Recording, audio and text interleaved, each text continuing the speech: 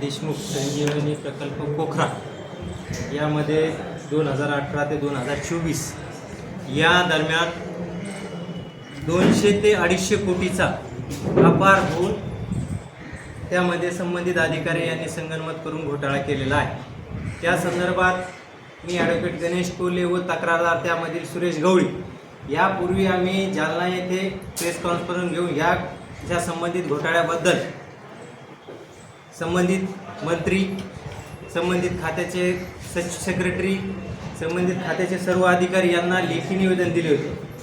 त्या निवेदनाच्या अनुषंगाने कमिटी स्थापन झाली। कमिटी काही समित्या कमिटी स्थापन झाल्यामध्ये त्यामध्ये संबंधित अधिकारी हे दोषी आढळले आणि त्यामध्ये शासनामार्फत त्या दोषी अधिकाऱ्यावर गुन्हे दाखल करावे अशा प्रकारचं पत्र जालना SP-नं देण्यात आलेलं आहे।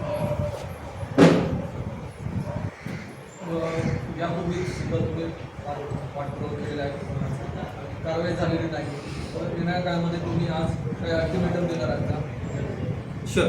आम्ही 8 दिवसापूर्वी मी व तक्रारदार यांनी जालना पोलीस अधीक्षक साहेब श्री अजय कुमार बन्सल साहेब यांची भेट घेतली।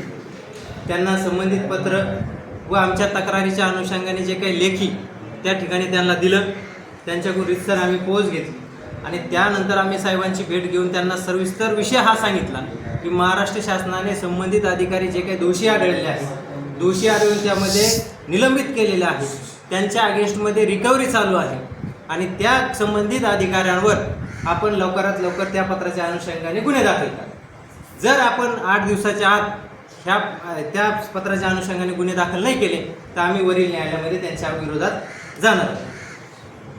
येणाऱ्या अधिवेशनमध्ये वगैरे नाही, येणाऱ्या अधिवेशनमध्ये या शेतकऱ्यांच्या जे काही म्हणजे शेतकऱ्यांचे जे काही अपहरणाचा घोटाळा केला एवढा मोठा, त्या गोरगरीब शेतकऱ्यांच्या अनुदानामध्ये या भ्रष्ट अधिकाऱ्यांनी कशा प्रकारचे वरिष्ठ अधिकाऱ्यांशी संगनमत करून आपले घरं भरले आणि ते होऊ नये आणि त्यांच्याकडून त्या घरं भरलेले किंवा जे काही बेकायदेशीररित्या त्यांनी घोटाळा केलेला आहे त्याची रिकव्हरी करून ते मोबदला मूळ शेतकऱ्यांना त्या शेतकऱ्यांना मिळावा यासाठी आम्ही आज रोजी या ठिकाणी पत्रकार परिषद घेत आहोत आणि आपल्या माध्यमातून आम्ही शासनाला, महाराष्ट्र राज्याचे लाडके मुख्यमंत्री आदरणीय देवेंद्र फडणवीस साहेबांना विनंती करतो की आपण जसं लाडक्या बहिणीबद्दल सहानुभूती दाखवता, त्यांच्याबद्दल प्रेम दाखवता, म्हणजे आपण जर बघितलं ह्या वेळेस पाऊस काळामध्ये पावसाचे दिवस होते, अत्यंत बिकट परिस्थिती मराठवाड्यामध्ये झालेली आहे।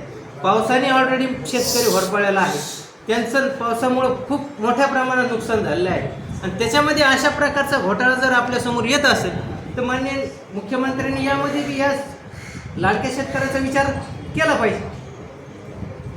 हा प्रकरण 200 कोटींचा आहे, सीबीआय इन्क्वायरीची मागणी करणार। आम्ही यापूर्वी तक्रारदार यांनी ACBचे DG साहेब यांना स्वतः भेटून तक्रार दिलेली आहे, राज्यपालांना स्वतः भेटून तक्रार दिलेली आहे आणि यानंतर जर 8 दिवसामध्ये जर तक्रार म्हणजे आमच्या तक्रारीप्रमाणे शासनामार्फत संबंधित अधिकाऱ्यांनी त्या ठिकाणी हजर होऊन तक्रार नाही दिली तर आम्ही CBIला या तक्रारीच्या अनुषंगाने तक्रार करणार।